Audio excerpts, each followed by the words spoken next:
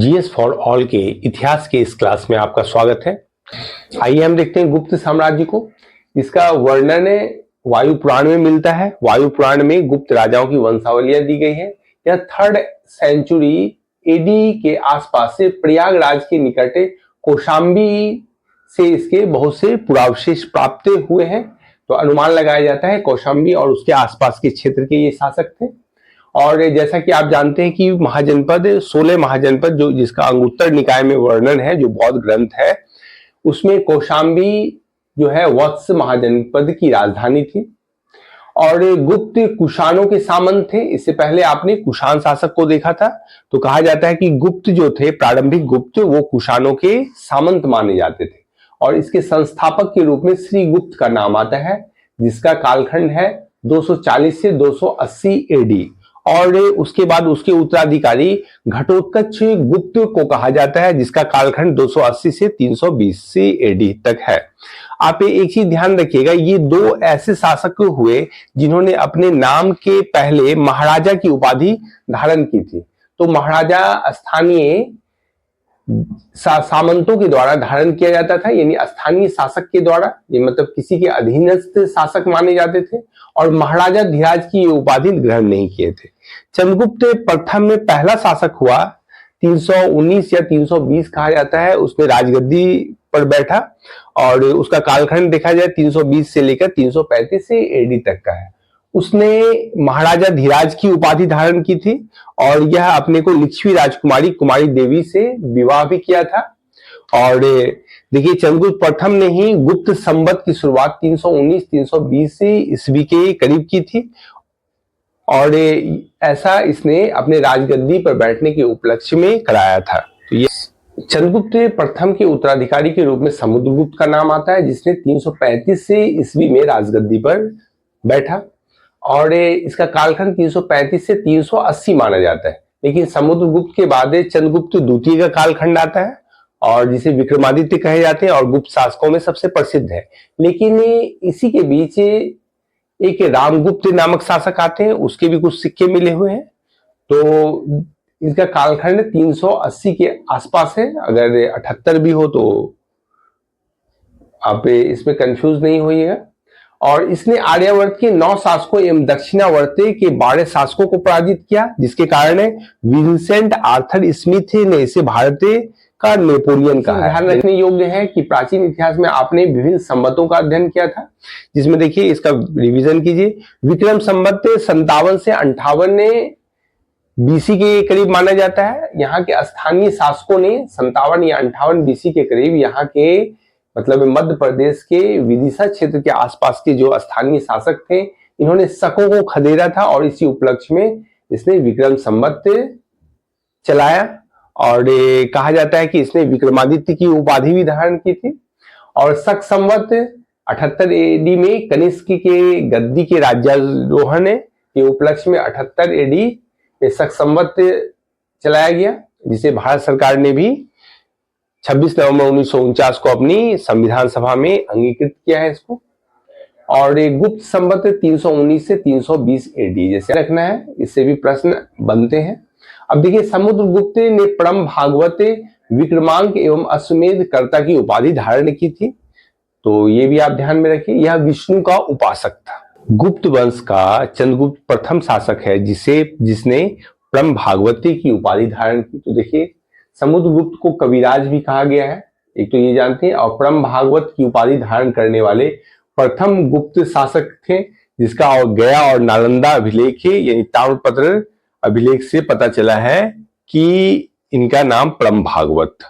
तो इसको ध्यान में रखिए। और समुद्रगुप्त की वीणा बजाती हुई मुद्रा पर अंकन से उनके संगीत प्रेम होने का अनुमान लगाया जाता है। मतलब एक इस प्रकार से सिक्का मिला है जिस पर यह अंकन है कि वह वीणा बजा रहे हैं, तो उससे संगीत प्रेमी का अनुमान लगता है। और समुद्रगुप्त का दरबारी कवि हरिसेन था, जिसने प्रयाग प्रशस्ति लिखी है। तो इसको भी ध्यान में रखिए, ये प्रयाग प्रशस्ति यानी इलाहाबाद प्रशस्ति भी कहीं दिया होगा, तो एक ही चीज है दोनों। समुद्रगुप्त द्वितीय के उत्तराधिकारी के रूप में चंद्रगुप्त द्वितीय का नाम आता है, जिनका कालखंड है 380 से 415 एडी। और 380 में इन्होंने राजगद्दी पर बैठा था। और इनके शासनकाल में चीनी यात्री फाहियान ने भारत आया था और इसी का स्टेटमेंट है, जैसा कि आप इतिहास के स्रोत में भी इस चीज को पढ़े थे कि मध्य प्रदेश के क्षेत्र का फाहियान ने दौरा किया था और वहां की शासन व्यवस्था को देखकर यह बताया था कि यहाँ के लोग, मतलब उस क्षेत्र के लोग ताला घरों में नहीं लगाते थे, मतलब चोरी की ऐसी कोई बात नहीं होती थी। तो देखिए, शकों के विजय के बाद इसने चंद्रगुप्त द्वितीय ने चांदी के सकारी प्रकार की मुद्रा चलाई थी और इसी के विजय के उपलक्ष्य में विक्रमादित्य की उपाधि धारण की थी। आप देखे थे 57 बीसी में उज्जैन शाखा, ये शकों के उज्जैन शाखा यानी पश्चिमी शक का उन्मूलन उज्जैन के स्थानीय शासक ने किया था और इसके उपलक्ष्य में उन्होंने भी 57 बीसी में विक्रमादित्य की उपाधि धारण की थी। तो अगर देखा जाए तो कुल विक्रमादित्य जितने भी हुए हैं भारत में, उसमें सर्वाधिक विख्यात विक्रमादित्य के रूप में चंद्रगुप्त द्वितीय का नाम आता है। तो देखा जाए तो साब जो है चंद्रगुप्त द्वितीय का दरबारी कवि था और पाटलिपुत्र एवं उज्जैनी विद्या के दो प्रमुख केंद्र थे। तो इसको ध्यान में रखिए, हरिसेन समुद्रगुप्त का दरबारी कवि था, उसी तरह साब चंद्रगुप्त द्वितीय के दरबारी कवि थे और पाटलिपुत्र एवं उज्जैनी उस समय विद्या प्राप्त करने के लिए लोग उसी केंद्रों में जाया करते थे। तो ये दो तथ्य आप ध्यान में रखिए। एक अनुश्रुति के अनुसार चंद्रगुप्त द्वितीय के दरबार में विद्वानों की एक मंडली रहा करती थी जिसकी संख्या 9 थी, जिन्हें नवरत्न कहा जाता था। तो देखिए यहाँ जिसमें है अनुश्रुति के अनुसार चंद्रगुप्त द्वितीय के दरबार में नवरत्न रहते थे। तो पहले नवरत्न के रूप में हम देखते हैं कि इनको कालिदास को देखा जाता है, तो कालिदास महाकवि के रूप में जाने जाते हैं। दूसरा धन्वंतरी चिकित्सक थे, यानी मतलब उस समय के फिजिशियन माने जाते थे। छपनक फलित ज्योतिष के विद्वान, मतलब ये मतलब प्रोफेसी आगे की भविष्य को बताते थे। और अमर सिंह शब्द कोशाकार थे, ये लेक्सिकोग्राफर इसको कहा जाता है, मतलब डिक्शनरी से संबंधित ये है। और इनका जो ग्रंथ है उसका नाम है अमरकोश। शंकु वास्तुकार यानी आर्किटेक्ट थे। और छठा बेताल भट्ट जादूगर यानी मैजिशियन। और घटपर्णक है ज्योतिष विद्या के थे। और वारामिहिर गणितज्ञ एवं खगोलविद थे। और वर रुचि वैयाकरणाचार्य थे और ये नहीं ग्रामर के जानकार थे। तो इसमें देखिए कभी कभी 9 में एक हरिसेन का भी नाम रहता है, तो एक इसमें हटा दिया जाता है, जैसे ये छपनक जो है इसमें नहीं रहता है, तो ये ध्यान रखिएगा। कहीं कभी हरिसेन भी दे सकता है, कभी छपनक नहीं भी रहेगा, तो आप मिला जुला के ऐसे प्रश्नों को हल कर सकते हैं। अब आइए कालिदास के विषय में देखा जाए। कालिदास एक महान विद्वान थे, यानी साहित्य के महान विद्वान थे, संस्कृत साहित्य के। इन्होंने कई रचना दी है और जिसमें अभिज्ञान शकुंतलम इनकी प्रसिद्ध पुस्तक है। इसको देखिए, इसमें राजा दुष्यंत एवं शकुंतला के प्रेम की कहानी है और यह द्वितीय भारतीय रचना है जिसका सभी यूरोपीय भाषा में अनुवाद हुआ था। और एक भारतीय रचना भागवत गीता है जिसका सभी यूरोपीय भाषा में अनुवाद है, तो ये आपको ध्यान रखना है। और एक देखिए वारामिहिर जो है ये गणितज्ञ हैं और खगोलविद के रूप में जाने जाते हैं। इनकी प्रसिद्ध पुस्तक पंच सिद्धांतिका है, ये खगोल विद्या से संबंधित है। और एक बृहत संहिता भी है। तो बृहत संहिता में एक नक्षत्र विद्या है, अगर देखा जाए तो बृहस्पति शास्त्र यानी बॉटनी की बात कही गई है, प्राकृतिक इतिहास भी दिया गया है एवं भूगोल का भी वर्णन है। तो पूछा जा सकता है बृहत संहिता के क्या क्या विषय है, तो इसमें आप देखते हैं खगोल शास्त्र, नक्षत्र विद्या, वनस्पति शास्त्र, प्राकृतिक इतिहास, प्राकृतिक भूगोल, यानी ऐसे विषय इसमें वर्णित है। तो इसको ध्यान में रखें। चंद्रगुप्त द्वितीय का संधि विग्राहक है, यानी मतलब युद्ध में शांति स्थापित करने वाले को संधि विग्राहक कहा जाता है। उसका सचिव वीरसेन था और वह प्रकांड पंडित था और उसे कवि भी कहा जाता था और यह शैव मतावलंबी था, ध्यान में रखना है। और शिव पूजा करने के लिए एक उदयगिरी पहाड़ी पर पूजा स्थल का इसने निर्माण करवाया था। और देखिए क्या व्याकरण, न्याय मीमांसा आदि का यह प्रकांड विद्वान था, इसकी भी जानकारी रखिए आप लोग। चंद्रगुप्त द्वितीय का उत्तराधिकारी कुमारगुप्त प्रथम या गोविंद गुप्त को माना जाता है। एक ही नाम है, कुमारगुप्त प्रथम या गोविंद गुप्त, ध्यान रखिएगा। इनका कालखंड है 415 से लेकर 454 एडी तक का। और इसमें एक ही महत्वपूर्ण तथ्य याद रखना है क्या, और बार बार एग्जाम में पूछी जाती है, नालंदा विश्वविद्यालय की स्थापना कुमारगुप्त द्वारा कराई गई थी। आगे देखिए, और कुमारगुप्त के उत्तराधिकारी स्कंद गुप्त थे और इनका कालखंड 455 से 467 एडी तक माना जाता है। और स्कंदगुप्त के शासनकाल में हुनों का जबरदस्त आक्रमण हुआ।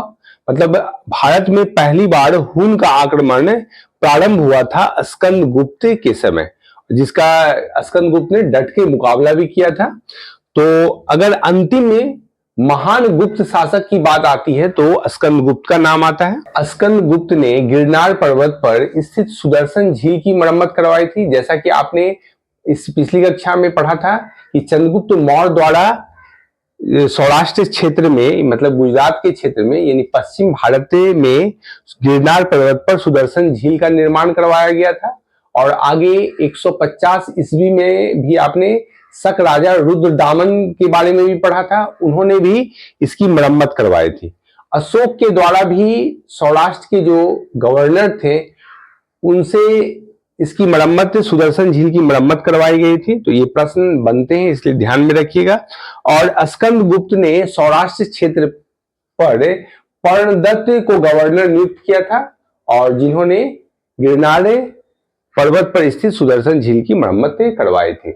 और अंतिम में शासक देखा जाए तो विष्णुगुप्त था, जिसका शासनकाल बताया जाता है 550 एडी तक चला। इस तरह आप गुप्त वंशावलियां, जो कि पुराण एवं इतिहासकारों के द्वारा भिन्न भिन्न स्रोतों से इकट्ठा की गई है, उसकी जानकारी प्राप्त की। अभी हम गुप्त काल के एडमिनिस्ट्रेशन यानी प्रशासन और पुलिस एडमिनिस्ट्रेशन को देखते हैं कि वो उस समय क्या व्यवस्था थी। तो पहला देखिए प्रशासन। तो प्रशासन की सबसे बड़ी प्रशासनिक जो इकाई थी वो देश था, और जिसके प्रशासक को गोपना या गोप्ता कहा जाता था। और दूसरा जो देखा जाए भुक्ति या प्रांत था, मतलब देश कई प्रांतों में विभक्त था, जिसे भुक्ति या प्रांत कहते थे। और इसके प्रशासक को उपरिक कहा जाता था। ये ज्यादातर राजकुमार होते थे या युवराज होते थे। और तीसरा यदि देखा जाए, तीसरी इकाई जो थी विषय, जिसको जिले के रूप में जाना जा सकता है, और इसके जो प्रशासक थे उनको विषयपति कहा जाता था। विषय कई ग्रामों में बटा हुआ था, जिसका प्रशासन ग्रामीण के द्वारा किया जाता था, जो एक प्रकार से मुखिया होता था, और महत्तर इसके अन्य सदस्य कहलाते थे। तो ध्यान रखिएगा इसको। तो प्रशासन की सबसे बड़ी इकाई देश और प्रशासन की सबसे छोटी इकाई ग्राम थी। और ग्राम में समूह की छोटी इकाई को पेठ कहा जाता था। ये भी टर्म ध्यान में रखिए। अब आइए पुलिस एडमिनिस्ट्रेशन को देखा जाए। तो पुलिस के साधारण कर्मचारी को चाट एवं भाट कहा जाता था। ध्यान रखिएगा इसको। और इसके मुख्य अधिकारी जो थे दंडपाशिक कहलाते थे। तो टर्म पुलिस एडमिनिस्ट्रेशन में याद रखना है, साधारण कर्मचारी चाट या भाट, और जो पुलिस विभाग के प्रमुख अधिकारी जो होते थे उनको दंडपाशिक कहा जाता था। और प्रशासन में आप देश देख सकते हैं, उसके बाद भुक्ति देख सकते हैं, उसके बाद विषय देखें, और उसके बाद ग्राम। और ग्राम की सबसे छोटी इकाई के रूप में पेठ होती थी। गुप्त काल में भू राजस्व को देखते हैं, यानी रेवेन्यू कैसे जनरेट होती थी। तो कुल उपज का 1/4 से 1/6 भाग भू राजस्व लिया जाता था। और बलात् श्रम यानी विष्टि कहलाता था, जनता द्वारा दिए जाने वाला एक कर भी इसके अंतर्गत था। और राज्य की आय का यह प्रमुख स्रोत था, यानी मतलब एक स्रोत था, लेकिन सबसे ज्यादा आय जो होती थी वो भू राजस्व से होती थी, ये ध्यान रखना है।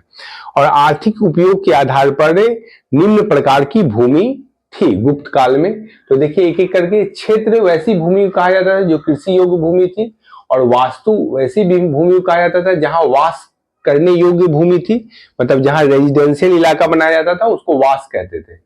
और जहां एग्रीकल्चर लैंड थी उसको क्षेत्र कहा जाता था। और चारागाह भूमि यानी पेस्टोरल लैंड क्या होता था, पशुओं के चराने की भूमि। सील बोला जाता था जोतने योग्य नहीं होने वाली भूमि। भूमि जिसमें उपज नहीं होती थी उसको सील कहा जाता था।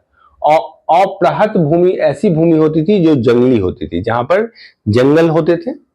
तो सिंचाई के लिए रहट या घंटी यंत्र का प्रयोग किया जाता था। और कुमार गुप्त के दामोदर पूर्व ताम्रपत्र अभिलेख में भूमि बिक्री संबंधी अधिकारियों के क्रियाकलापों का वर्णन है, इसको ध्यान में रखिएगा। तो कुमार गुप्त के दामोदर पूर्व ताम्रपत्र अभिलेख में रजिस्ट्री वगैरह भूमि का कैसे होता था, वो सभी अधिकारी के जो क्रियाकलाप हैं उनका उल्लेख किया गया। प्रकार आपने चंद्रगुप्त प्रथम जो वास्तविक संस्थापक थे और वहां से लेकर स्कंदगुप्त तक के कालखंडों को देखा, इससे जो प्रश्न बनते हैं परीक्षा में जो आपके लिए महत्वपूर्ण है उसको देखा। गुप्त कालीन कुछ प्रशासनिक व्यवस्था को देखा, पुलिस से व्यवस्था को देखा और भू राजस्व को देखा आपने। तो इस प्रकार आज की कक्षा में इतना है, फिर हम कल मिलते हैं। आज के लिए इतना ही, धन्यवाद।